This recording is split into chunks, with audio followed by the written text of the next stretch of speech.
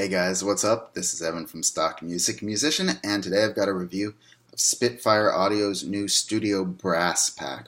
Ooh, it's good. So I got a review copy here. That's what I'm talking about, but I really enjoyed it. It is, basically a full assortment of, I don't know, probably a dozen different brass instruments. I've that all, many different articulations sampled, many different mic positions, and it sounds really good. I've put a demo to the sounds down below if you want to check that out. Today I'm just going to talk sort of about it and my general thoughts. My first thought is that they hit it out of the park with this. I've used other brass sample packs and such in the past, and I don't know if it's the sampling method or the underlying engine, but they just often wouldn't sound realistic for a lot of things. And the contrast between that pack and the Spitfire pack, which, again, just check out those demos, is really remarkable. I mean, there are certain articulations that don't sound real in the Spitfire, or certain transitions, certain notes that definitely sound a little cheesy, but like 90 to 95% of everything that you play sounds perfectly passable, perfectly realistic, especially in the context of a full-on mix.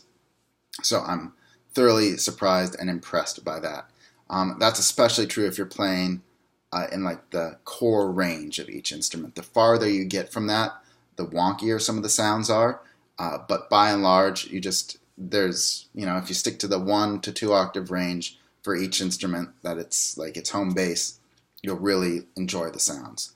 The other thing I want to say about this, though, is in contrast to some of the other Spitfire packs, it does seem to have fewer, I don't want to say articulations, because it actually has quite a few unique brass articulations, from swells to double tonguing, marcato, things like that you don't see in the strings collections. But it has fewer sort of effects or decorative techniques, is what they've tended to call them in other packs. Things like runs, or just like weird, just some of the weirder sounds that you might want to mix in occasionally.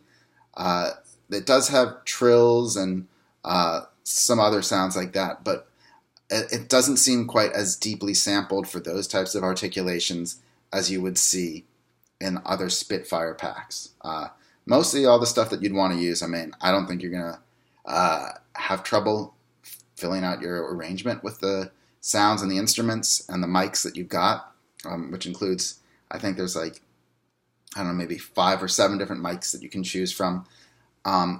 One big caveat to this, though, that I want to say is that that this is like studio, symphonic, cinematic brass, classical brass. This is not funk. Do not buy this for a funk collection, because it doesn't do that. You're gonna be disappointed. You could probably get away with this for certain type of pop stuff, but by and large, this is much more the slow, classical sound, cinematic sound, and so don't go in expecting that this is like, you're going to be able to do funk packs or something like that, funk songs, because you're not. But with that caveat aside, I think I would thoroughly recommend this over many of the other brass libraries I've used. And there'll be a link down below. Hope you enjoyed this. Bye-bye.